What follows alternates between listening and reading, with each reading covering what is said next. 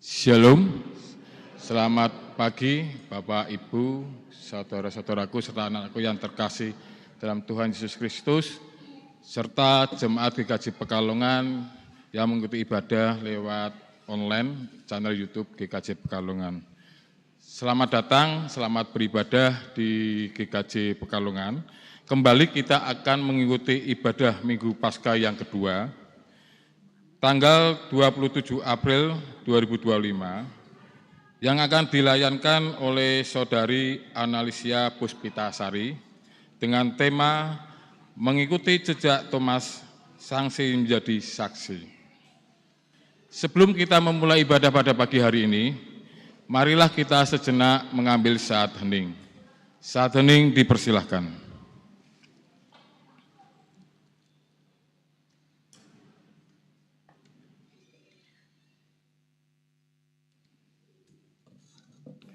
Saat hening selesai, jemaat dimohon bangkit berdiri. Bersama-sama kita memulai ibadah pada pagi hari ini dengan memuji nama Tuhan dari Kidung Jemaat 188, bait yang pertama sampai yang kedua.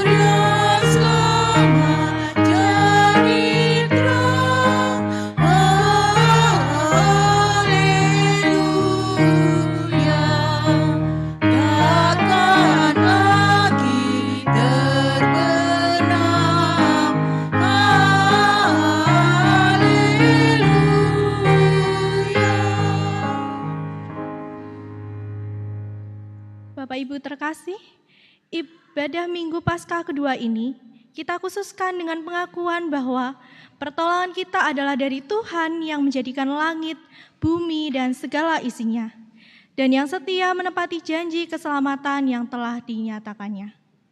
Amin.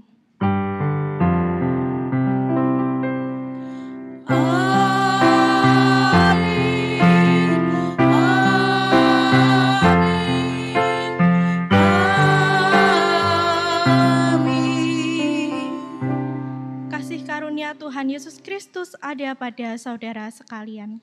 Dan ada pada saudara juga. Jemaat dipersilakan kembali duduk. Bapak Ibu yang terkasih, selamat hari Minggu. Selamat beribadah di GKJ Pekalongan. Bapak dan Ibu, pada hari ini kita memasuki ibadah Paskah Minggu yang kedua.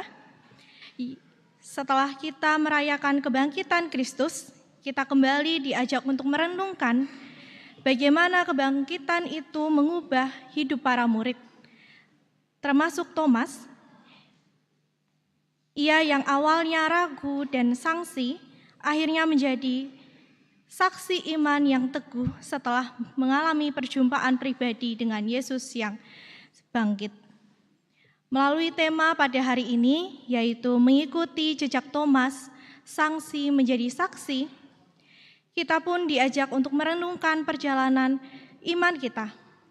Mungkin ada keraguan, ada pertanyaan, tetapi Tuhan hadir bagi kita. Oleh karena itu, marilah kita membuka ibadah ini dengan penuh kerendahan hati, sembari memohon agar Tuhan menyiapkan diri kita dalam firman-Nya, bahkan dalam nyanyian serta dalam persekutuan kasih yang kita bangun pada hari ini. Marilah kita mengawali ibadah kita pada hari ini dengan kita membuka nyanyian dari Kidung Jemaat 17, bait yang keempat, Raja yang Mulia.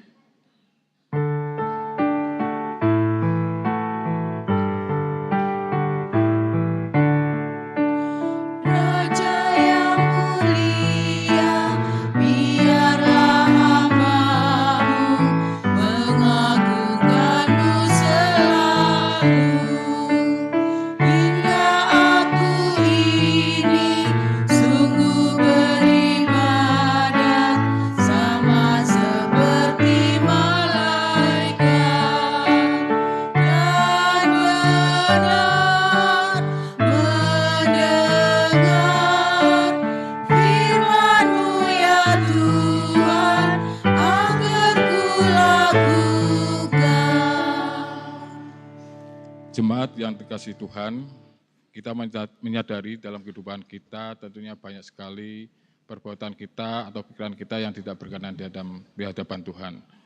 Untuk itulah pada pagi hari ini dengan kerendahan hati, marilah kita menghadap Tuhan dalam doa pertobatan. Saya hantarkan.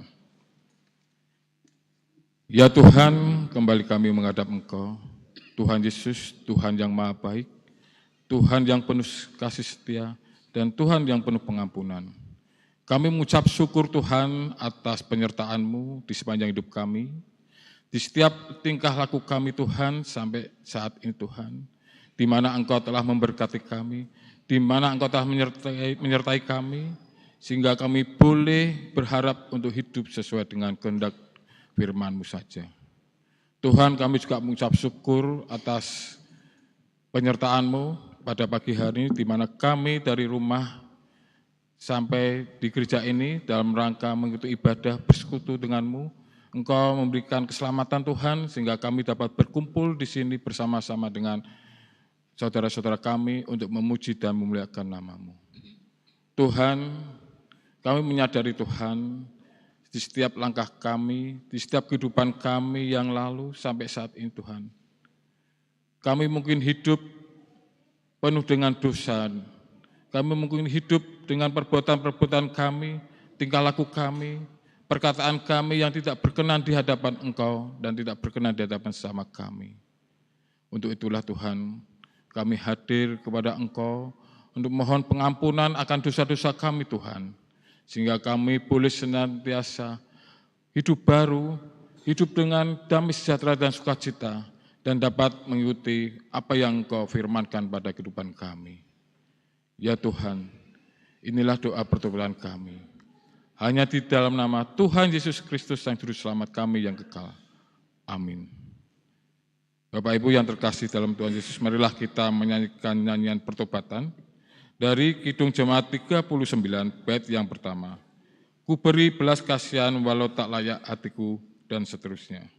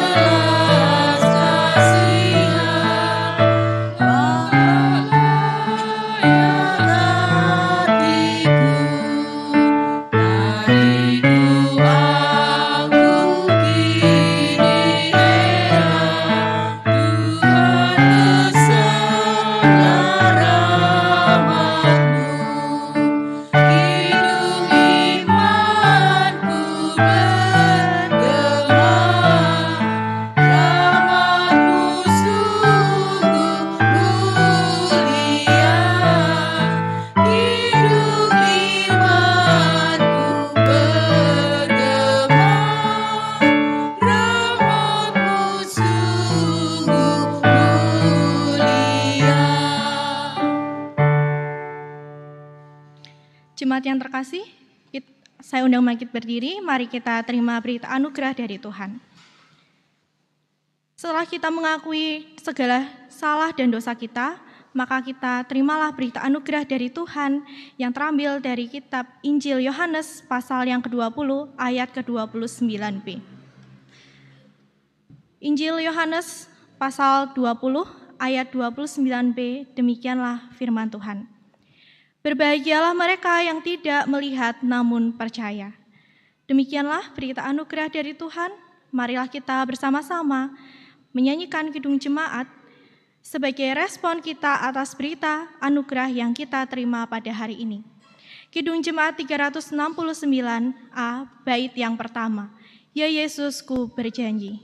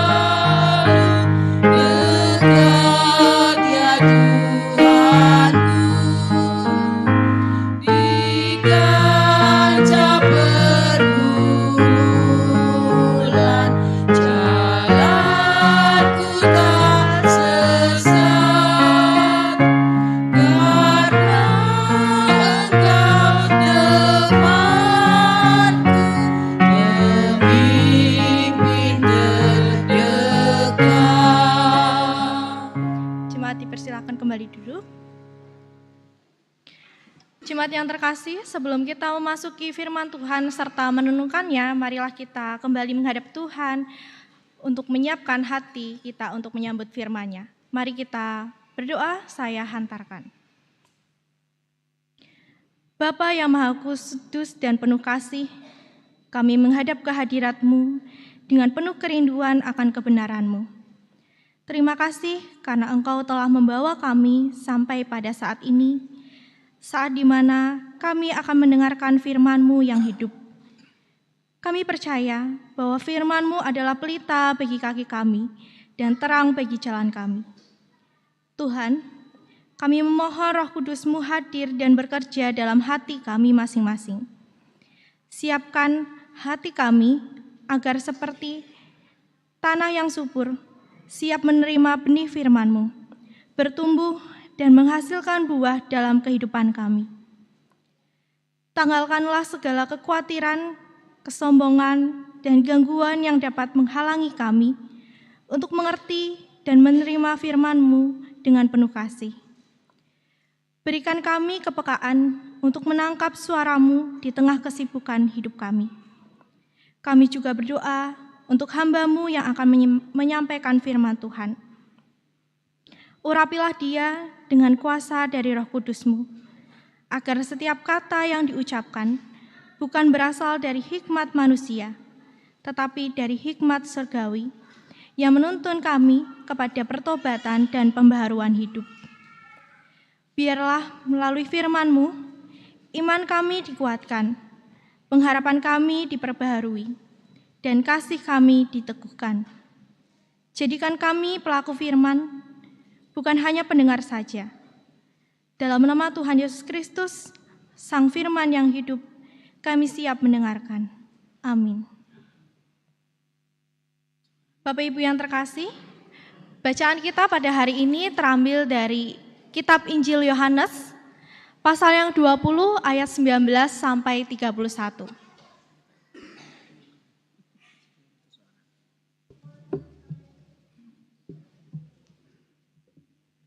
Injil Yohanes pasal yang ke-20 ayat 19 sampai 31. Demikianlah firman Tuhan.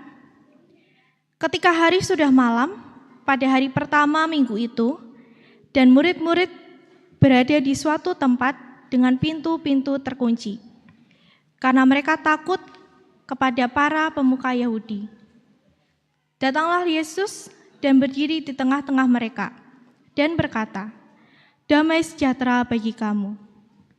Sesudah berkata demikian, ia memperlihatkan tangan dan lambungnya kepada mereka. Murid-murid itu bersukacita ketika mereka melihat Tuhan. Kata Yesus sekali lagi, "Damai sejahtera bagi kamu.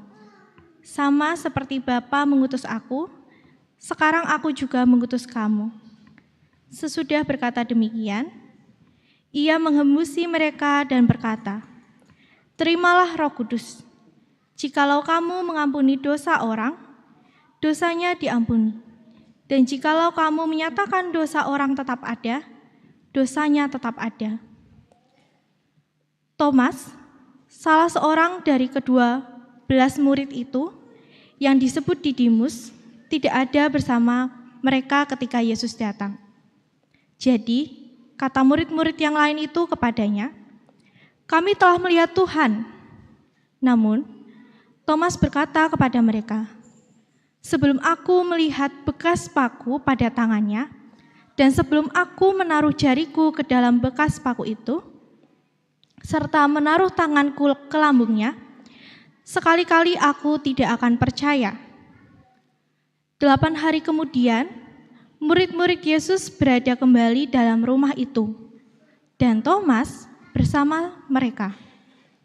Sementara pintu-pintu terkunci, Yesus datang dan berdiri di tengah-tengah mereka dan berkata, "Damai sejahtera bagi kamu." Kemudian ia berkata kepada Thomas, "Taruhlah jarimu di sini, dan lihatlah tanganku. Ulurkanlah tanganmu, dan taruhlah ke lambungku. Jangan engkau tidak percaya lagi, melainkan percayalah." Thomas menjawab dia, "Ya Tuhanku dan Allahku." Kata Yesus kepadanya, "Karena engkau telah melihat aku, engkau percaya. Berbahagialah mereka yang tidak melihat namun percaya." Memang, masih banyak tanda mujizat lain yang dibuat Yesus di depan mata murid-muridnya, yang tidak tercatat dalam kitab ini. Tetapi, hal-hal ini telah dicatat supaya kamu percaya bahwa Yesuslah Mesias, Anak Allah, dan supaya mereka percaya kamu memperoleh hidup dalam namanya. Demikianlah sabda Tuhan. Diberkatilah kita yang mendengar dan melakukan sabdanya di dalam laku keseharian kita. Haleluya.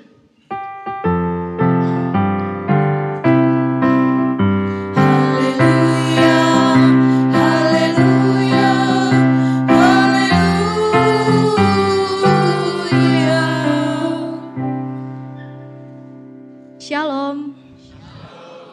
Bapak Ibu yang terkasih, izinkan saya sebelumnya memperkenalkan diri. Barangkali ada dari Bapak Ibu di sini yang belum mengenal saya, maka itu izinkan saya memperkenalkan diri. Perkenalkan, nama saya Analisia Puspitasari. Bapak dan Ibu bisa manggil saya dengan nama Sari, atau nama panggung saya biasa dipanggil Puspa. Jadi saya punya 2 nama panggilan. Di gereja saya dipanggil Sari, dan nama panggung saya adalah nama Puspa. Saya merupakan lulusan dari Fakultas Teologi, atau saat ini lebih dikenal dengan nama Filsafat Keilahian, dari Universitas Kristen Duta Wacana, Yogyakarta. Dan baru saja diwisuda pada bulan Maret tahun 2025 yang lalu. Saya sampai saat ini masih tercatat sebagai warga jemaat dari GKJ Pekalongan dan tergabung di dalam kelompok Nasaret. Demikian perkenalan saya, karena ada pepatah juga yang mengatakan, "Tak kenal maka tak sayang." Memang di dalam kehidupan bergereja saya tidak aktif, tetapi saya merupakan lulusan teologi. Mungkin banyak dari Bapak Ibu di sini yang tidak percaya bahwa ternyata di gereja kita ada salah satu mahasiswa teologi atau lulusan dari teologi. Dan bukan hal yang aneh bagi saya kalau Bapak Ibu ada yang tidak mengenal saya atau tidak tahu tentang saya. Karena memang saya juga menyadari ketidakaktifan saya di dalam gereja. Keraguan-raguan itu wajar Bapak dan Ibu. Tidak perlu untuk kita merasa itu sebagai suatu hal yang memalukan, bagi suatu hal yang perlu ditutupi. Karena bagi saya sendiri, saya sangat mengakui bahwasanya saya bukan seorang aktivis yang berani untuk memasuki di dunia teologi. Dan itu menurut saya bukanlah sebuah kelemahan saya, tetapi sebagai sebuah penguat bagi saya untuk di dalam kehidupan saya berjemaat nantinya, sebagai motivasi untuk semakin belajar menjadi lebih baik. Seperti halnya bacaan kita yang kita baca, di mana tokoh pada hari ini yang akan kita pelajari atau kita renungkan dari seorang murid Tuhan Yesus, yaitu Thomas atau yang biasa disebut dengan Didimus. Realita kehidupan itu pasti tidak bisa dipungkiri. Ada namanya kebahagiaan, ada namanya keraguan, ada namanya kelemahan, ada juga namanya kedukaan. Setiap manusia memiliki setiap fase kehidupan itu. Ada senang, ada takut, ada ragu, ada tidak percaya, bahkan ada kesedihan. Hal atau fase yang masih sampai saat ini saya ingat adalah kematian atau kehilangan dari simbah saya.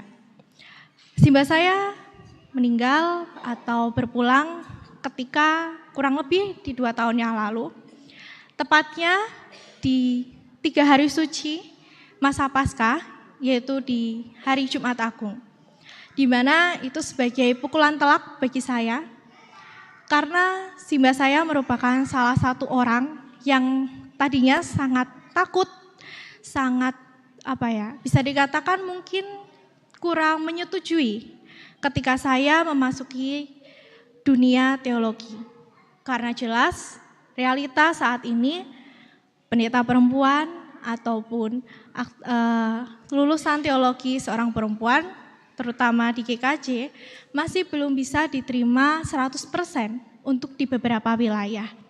Memang kalau kita melihat atau menelaah secara realita, terkadang tempat gereja itu memiliki akses yang tidak terlalu memudahkan.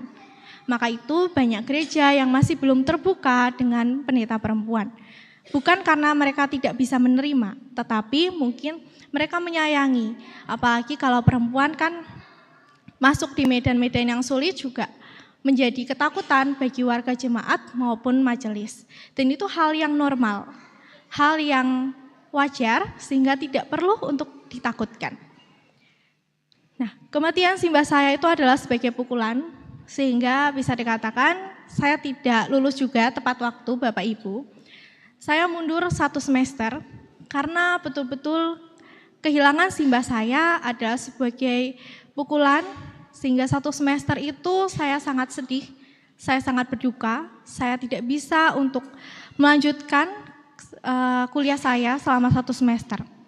Tapi itu pun bukan juga menjadi hal yang perlu saya tutupi. Itu sebagai penyemangat saya bahwasanya seorang mahasiswa teologi pun juga ada di fase kerapuhan. Mungkin seorang pendeta pun juga bisa ada di fase kerapuhan. Maka itu ketika kita berjemaat, kita itu bukan hanya sebagai individu biasa, tapi sebagai sebuah keluarga yang saling menguatkan. Begitu juga yang kita perlihatkan dari seorang Thomas atau yang biasa disebut dengan Didimus. Salah satu murid Tuhan Yesus yang kita baca tidak mengikuti atau tidak bersama-sama dengan para murid yang lain ketika Tuhan Yesus menampakkan dirinya pertama kali. Dan di situ ada sebuah keraguan dari diri Thomas bahwasanya mana mungkin Tuhan benar-benar bangkit. Dan memang keraguan itu bukanlah hal yang ditutupi oleh Injil Yohanes. Kalau dulu saya kecil, ketika saya membaca Injil Yohanes ini, saya juga bingung. Kok bisa ya Tuhan Yesus, murid Tuhan Yesus itu ada yang tidak percaya dengan kebangkitan Tuhan. Padahal dia itu telah menemani, mengikuti Tuhan Yesus kemanapun. Dan Tuhan Yesus sudah memberikan petunjuk atau sudah memberitahu kepada para muridnya bahwa ia telah bangkit. bahwa ia akan bangkit. Tetapi ternyata tetap ada saja yang tidak percaya, dan itu suatu hal manusiawi yang wajar. Maka itu Tuhan Yesus kembali menampakkan dirinya kepada murid-muridnya yang kedua kali setelah kebangkitannya.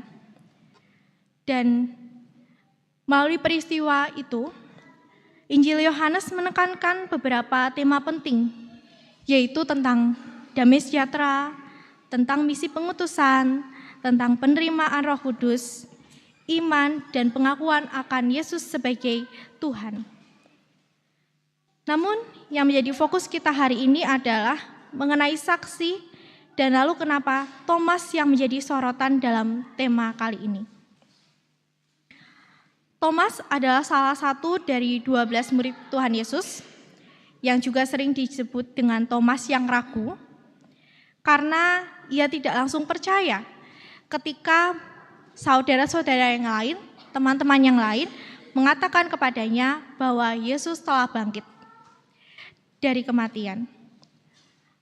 Thomas mengatakan di ayat yang ke-24 sampai ke-25 bahwasanya sekali-sekali dia tidak akan percaya sebelum ia melihat bekas luka di tangannya, sebelum dia memasukkan jarinya di telapak tangannya di bekas luka, maupun memasukkan jarinya di dalam luka di lambung Tuhan Yesus. Namun sebenarnya, apakah Thomas itu benar-benar ragu akan kebangkitan Tuhan? Justru dari Thomas kita melihat bahwa itu adalah contoh yang sangat manusiawi seperti yang saya katakan di awal. Keraguan Thomas bisa kita pahami. Ia baru saja menyaksikan kematian Tuhan Yesus di kayu salib, dan seperti kita manusia biasa, Thomas merasakan ketidakmungkinan bahwa Yesus juga bisa bangkit dari kematian. Namun, 8 hari kemudian, Yesus menampakkan diri lagi kepada para murid. Dan di situ terdapat Thomas. Dan ia memanggil Thomas untuk melihat bahkan menyentuh bekas lukanya. Dan ketika Yesus benar-benar menampakkan diri kepada Thomas dan murid-murid yang lain, semuanya mengalami perubahan. Di mana tadinya Thomas yang tidak percaya menjadi percaya setelah Tuhan menyuruhnya untuk menyentuh lukanya.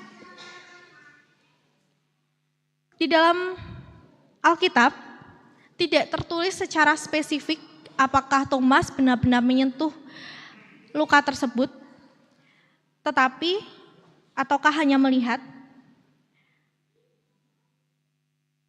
Thomas hanya langsung percaya dan berkata di dalam pasal yang ke-20, di dalam ayat 28. Ia mengatakan bahwa, "Ya Tuhanku dan Allahku." Sebenarnya ini menjadi menarik Bapak dan Ibu, karena Thomas yang tadinya tidak percaya, mengalami keraguan, menjadi berubah 180 derajat. Mungkin bisa dibilang 360 derajat, sangat-sangat berubah. Menjadi percaya yang mana pembuktian yang bisa dilihat dengan melihat Tuhan saja. Padahal tadinya tertulis dalam Alkitab, Thomas ingin sekali menyentuh luka itu. Namun hanya dengan melihat, dia menjadi percaya akan Tuhan yang telah bangkit. Namun terkadang dalam penggambaran atau dalam adaptasi film ataupun drama, hal ini kadang dihadirkan. Entah apa tujuannya, namun hal itu kadang terkenal dramatis. Namun yang paling penting adalah pengakuan dari iman Thomas. Ia menunjukkan bahwa ia tidak hanya percaya kepada Tuhan Yesus, tetapi juga menerima Tuhan dalam kondisinya yang terluka.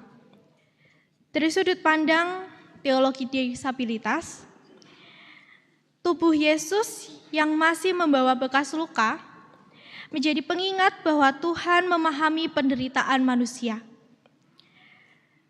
Luka-luka ini bukanlah tanda kelemahan, tetapi menjadi bukti nyata dari kasih Tuhan kepada manusia, kepada kita semua.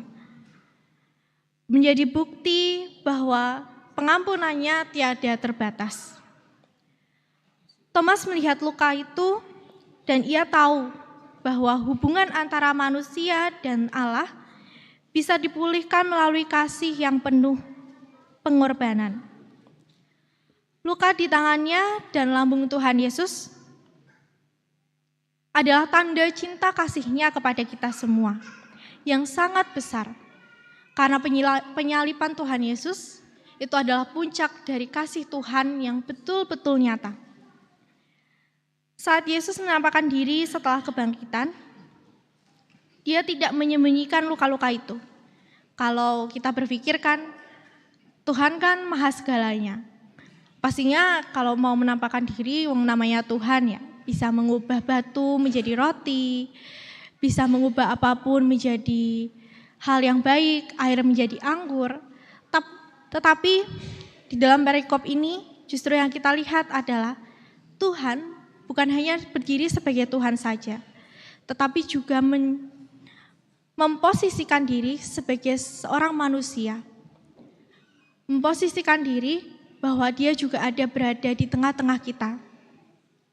Bahwasanya manusia itu tidak ada yang pernah sempurna dan terkadang mengalami kedukaan, keraguan, bahkan kesakitan.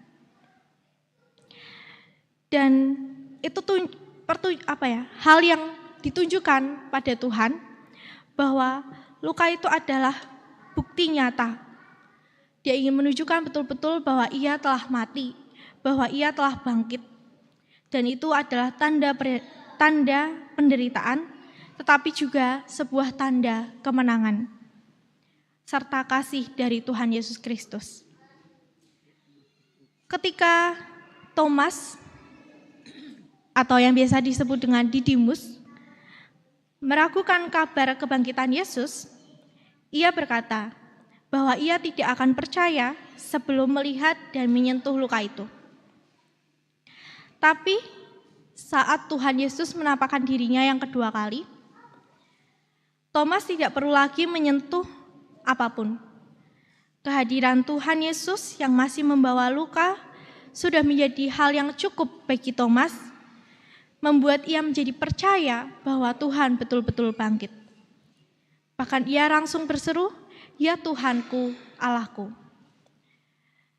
Dalam pandangan teologi disabilitas, tubuh Yesus yang terluka adalah gambaran bahwa Tuhan tidak menyembunyikan bekas penderitaannya. Luka-luka itu tetap ada, tapi justru melalui luka itu kita melihat kasih, pengampunan, dan pemulihan.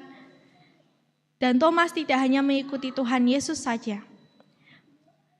Karena setelah kebangkitannya, ia menjadi semakin menerima Tuhan dengan luka, yang artinya Tuhan betul-betul hadir dalam penderitaan kita, dan ia tetap Tuhan bahkan dalam tubuh yang terluka. Bapak Ibu yang terkasih, kita belajar dari tubuh Yesus setelah kebangkitannya. Kita belajar adalah satu hal yang penting, yaitu bahwa kerapuhan bukan hal yang harus disembunyikan, melainkan menjadi pintu untuk belajar percaya dan mengalami kasih Tuhan secara lebih nyata. Yesus tidak datang dengan tubuh yang sempurna, yang berarti kita sebagai manusia juga bukan seseorang yang betul-betul sempurna. Kita ada dosa, kita ada perlakuan yang buruk, maupun bukan orang yang betul-betul suci. Tapi kita sebagai orang yang percaya, bahkan sebelum kita melihat bekas luka itu kita sudah percaya dengan Tuhan. Itu adalah bukti nyata bahwa kita mau terus berubah, mau terus menjadi seseorang, menjadi murid Tuhan Yesus yang terus diperbarui. Dan ketika Tuhan Yesus yang menampakkan diri kepada murid-muridnya dengan luka di tangan dan lambungnya yang masih terluka, luka-luka itu juga bukanlah tanda kegagalan, melainkan bukti dan kasih yang sejati. Luka itu adalah tanda bahwa ia sungguh-sungguh telah melewati penderitaan dan kematian demi kita, umat-Nya. Dan justru melalui luka inilah para murid termasuk Thomas mengenal Dia sebagai juru selamat yang betul-betul bangkit. Bapak Ibu yang dikasihi oleh Tuhan Yesus Kristus,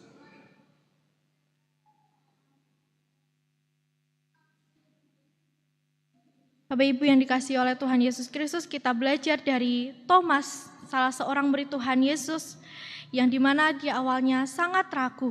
Bahkan dia mau membuktikan sendiri akan Tuhan Yesus, apakah dia betul-betul bangkit dengan dia mau menyentuh luka-lukanya secara langsung. Tetapi sebelum dia menyentuh lukanya, ketika dia hanya melihat Tuhan Yesus saja, dia langsung percaya. Sebuah perubahan iman yang sangat besar yang dialami oleh Thomas. Dan kita bisa belajar dari Thomas, walaupun kita tidak melihat secara langsung, tetapi kita di sini percaya bahwa Tuhan adalah juru selamat kita. Maka itu kita bisa menjadi Thomas yang berubah dari sanksi menjadi saksi melalui perjumpaan pribadi kita masing-masing dengan Kristus yang bangkit di dalam kehidupan kita sehari-hari. Marilah kita bersama-sama, termasuk dengan saya, semakin belajar untuk terus mencari Tuhan dalam perjalanan iman kita masing-masing. Dan biarlah Allah Tritunggal yang Maha Kudus, yang terus berkarya melalui Roh Kudus yang dicurahkan kepada kita, yang semakin memampukan kita untuk menjadi saksi-saksi kebangkitannya di tengah dunia yang penuh dengan keraguan dan ketidakpastian ini. Dengan iman yang teguh, kita dapat berkata bersama Thomas, "Ya Tuhanku dan Allahku," dan bersaksilah tentang kuasa kasih Allah yang menyelamatkan.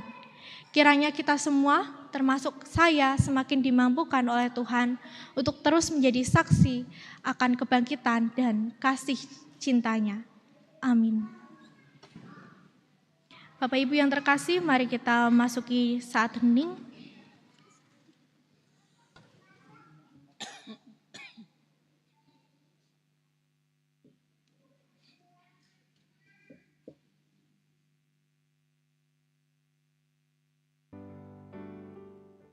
Saat teduh selesai.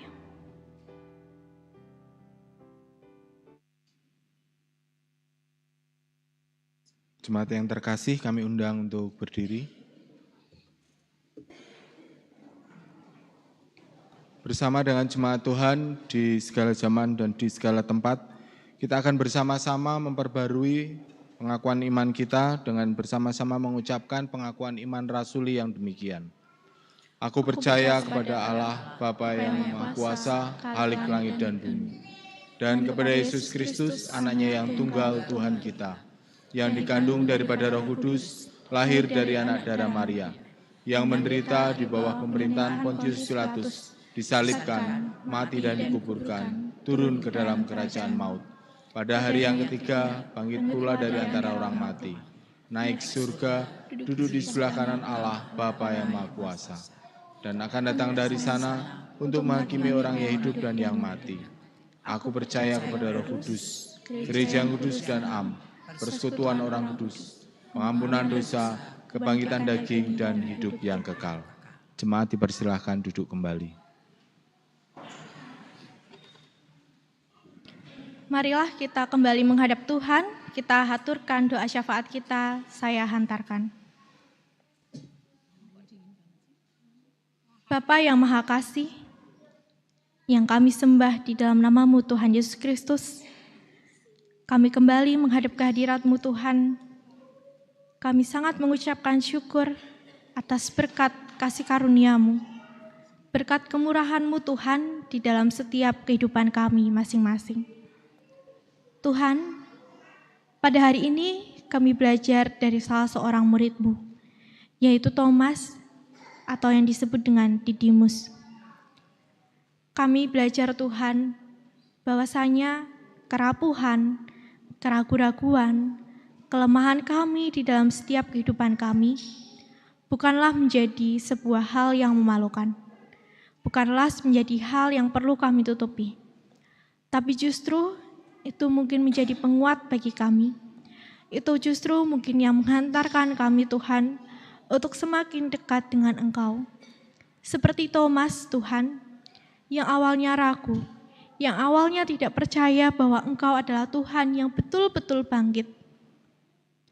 Tapi melalui kerapuhannya, kelemahannya, keraguan-raguannya terhadap Engkau, Engkau justru menghantarkan Thomas menjadi saksi atas kebangkitan-Mu Tuhan. Melalui Thomas, kami semakin belajar bahwa kasih-Mu betul-betul tercurah di dalam kehidupan kami. Luka-luka yang ada di dalam tubuh-Mu yang tetap Engkau tampakkan kepada Thomas menjadi bukti nyata kepada kami bahwa Engkau terus merangkul kami di dalam ketidakberdayaan kami sebagai manusia. Dan kami semakin percaya bahwa Engkau terus menggandeng dan merangkul kami di dalam kehidupan kami sehari-hari. Karena itu Tuhan, kami juga berdoa agar Engkau selalu memampukan kami untuk terus merangkul saudara-saudara kami yang lain, baik dalam kedukaan, sukacita, maupun di dalam kelemahan kita. Karena kami percaya Tuhan, hanya Engkau yang mampu menggerakkan kami agar menjadi semakin baik di dalam kehidupan kami sehari-hari. Tuhan, kami juga berdoa bagi saudara-saudara kami Tuhan yang pada hari ini belum bisa hadir di tempat ini, berkumpul, bersekutu bersama kami karena suatu halangan, baik itu sakit, pekerjaan, maupun urusan yang memang tidak bisa ditinggalkan. Tapi kami percaya Tuhan bahwa rangkulan tangan-Mu, rangkulan kasih-Mu tidak hanya tercurah bagi kami yang hadir di tempat ini, tetapi juga bagi saudara-saudara kami yang belum bisa hadir. Karena kami percaya kasih-Mu tidak akan pernah berhenti begitu saja. Tuhan, pada kesempatan kali ini, kami mendoakan bagi saudara kami yang sedang sakit Tuhan, yaitu Pak Dwi Dono dan Mbak Ruth Tuhan. Pak Dwi Dono dari kelompok Sinai dan Mbak Ruth dari kelompok Nasaret Tuhan yang saat ini belum bisa hadir bersama-sama dengan kami atau sedang mengalami suatu kemalangan Tuhan sehingga mereka perlu memulihkan diri untuk semakin pulih. Tapi kami percaya Tuhan, walaupun mereka dalam kondisi sakit, walaupun mereka dalam kondisi tidak berdaya, tapi kami percaya bahwa Engkau saja yang menjadi dokter dari segala dokter. Setiap makanan dan minuman serta obat-obatan ataupun segala hal yang dilakukan untuk penyembuhan itu adalah sebuah perantara dari Engkau Tuhan. Sehingga Engkau semakin pulihkan mereka dan semakin bisa bersekutu bersama kami di dalam persekutuan kami yang akan datang. Tuhan, kami juga mendoakan bagi saudara-saudara kami yang lain yang belum bisa hadir, kiranya Engkau selalu merangkul mereka di dalam setiap kehidupannya. Dan kami juga mendoakan Tuhan bagi keluarga Bu Ita yang baru mengalami kemalangan Tuhan, baru mengalami kesedihan, di mana beliau baru saja ditinggal oleh anaknya. Kami baru saja ditinggal oleh anak saudara kami, teman kami Tuhan, yaitu Mas Tian. Tapi kami percaya Tuhan bahwa rancangan-Mu adalah yang terbaik. Maka itu Tuhan semakin kuatkan, semakin teguhkan, rangkul Tuhan keluarga Ibu Ita Tuhan agar semakin kuat, teguh di dalam menjalani kehidupannya saat ini. Tuhan, kami juga mendoakan bagi setiap persekutuan yang ada di GKJ Pekalongan ini Tuhan, baik melalui komisi maupun kelompok Tuhan, setiap acara yang telah disusun, setiap perancangan yang telah disusun agar dapat berjalan dengan baik sesuai dengan kehendak-Mu saja Tuhan. Karena kami percaya setiap perancangan yang telah kami rancang tidak akan mungkin berhasil tanpa campur tangan-Mu. Karena itu Tuhan, kami sangat menyerahkan setiap persekutuan ini ke dalam tangan-Mu. Kami juga mendoakan Tuhan bagi saudara-saudara kami yang lain, adik-adik kami, teman-teman kami yang saat ini sedang menempuh pendidikan Tuhan. Kami percaya bahwa uluran kasih-Mu tak akan pernah lepas dari mereka. Kami percaya setiap pelajaran, setiap materi yang saat ini mereka terima, baik dari orang tua, dari sekitar, maupun dari guru, itu menjadi modal bagi mereka di masa depan Tuhan. Karena kami percaya anak-anak kami, saudara-saudara kami, adik-adik kami yang sedang berproses di dalam dunia pendidikan akan menjadi seseorang yang sukses, yang seturut dengan kehendak-Mu saja Tuhan. Serta kami percaya mereka juga akan menjadi saksi atas kebesaran nama-Mu.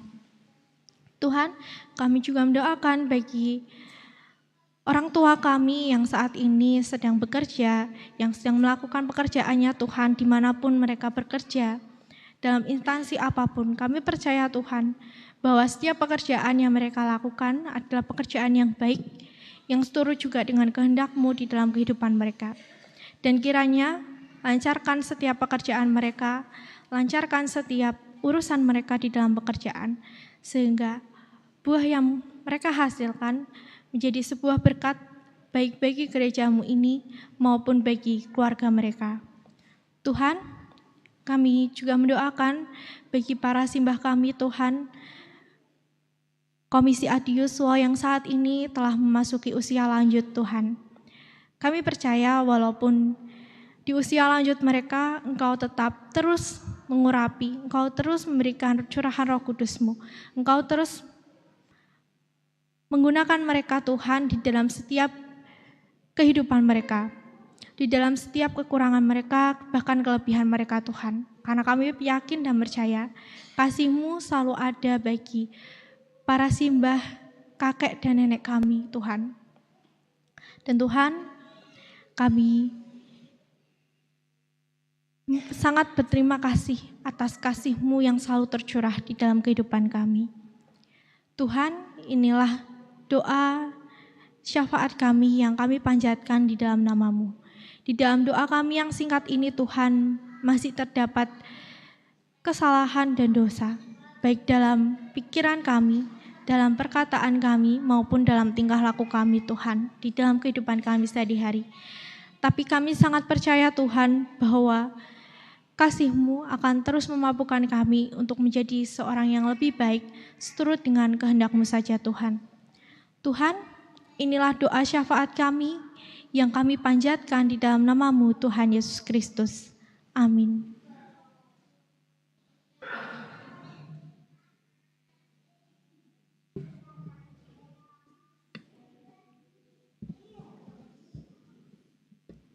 Bapak Ibu yang dikasihi Tuhan, tibalah saatnya kita akan mempersembahkan persembahan kita. Namun sebelumnya ada firman Tuhan yang mendasarinya. Firman Tuhan diambil dari Mazmur 96 ayat yang ke-8 dan yang ke-9, yang demikianlah firman Tuhan. Berilah kepada Tuhan kemuliaan namanya, bawalah persembahan dan masuklah ke pelatarannya. Sujudlah menyembah kepada Tuhan dengan berhiaskan kekudusan. Gemetarlah di hadapannya, hai segenap bumi. Dan kita akan bersama-sama memuji Tuhan dengan nyanyikan PKJ 146. Kita nyanyikan bait yang pertama dan yang ketiga, bawa persembahanmu dalam rumah Tuhan, dan seterusnya.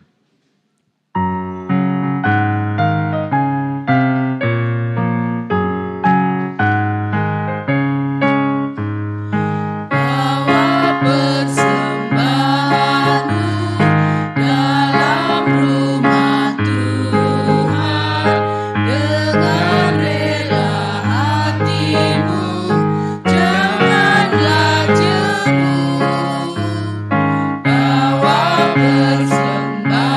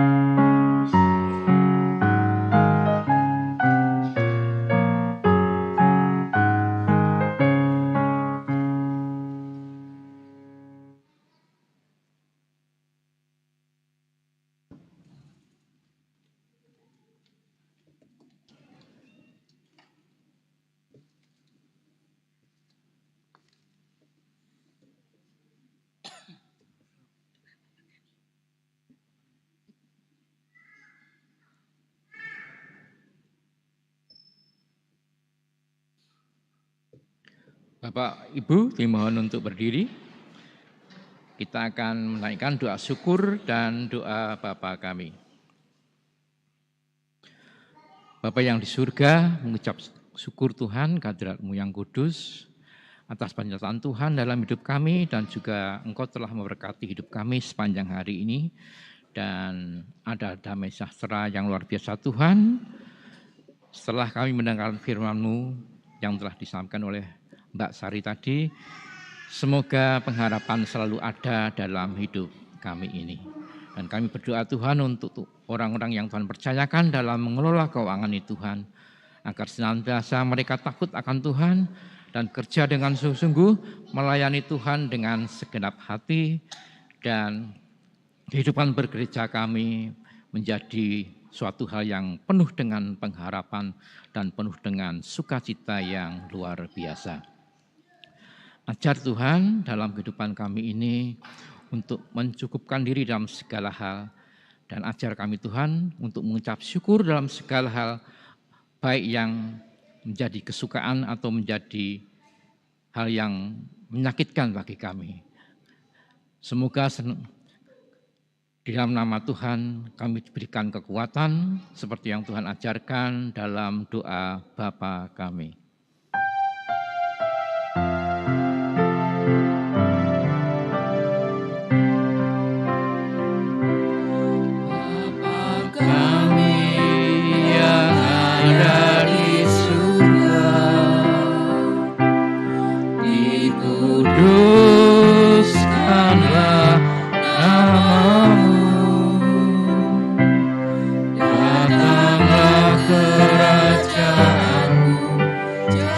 Jadilah kehendak-Mu di bumi seperti di surga. Berilah kami pada hari ini makanan yang secukupnya.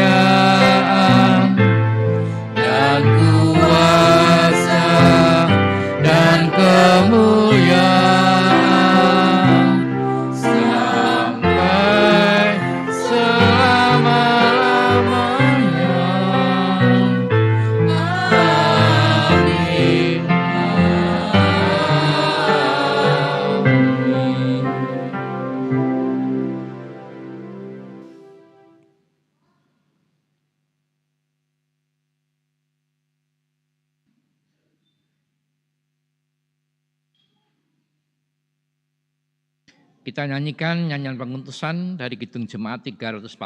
Kita nyanyikan bait yang pertama, Hei bangkit pagi Yesus, pahlawan salibnya, dan seterusnya.